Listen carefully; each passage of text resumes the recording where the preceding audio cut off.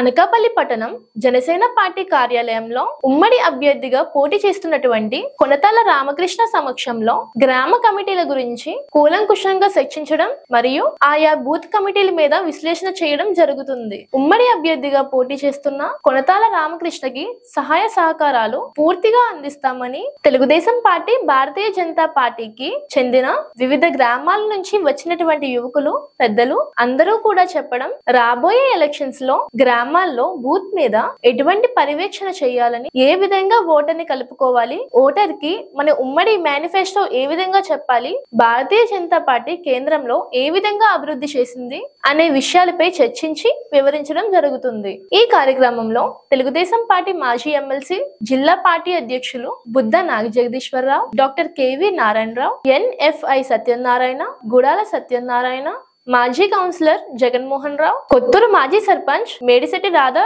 Nokaraju, senior నాయకులు, Bharatiya Janata party అధ్యక్షులు Dwarapareddy Parameswara Rao, Janasena party నాయకులు శ్రీరామదాస్ గోవిందు, దూలం గోపి, తాడి రామకృష్ణ, వీర మహిళలు, కార్యకర్తలు తదితరులు పాల్గొన్నారు.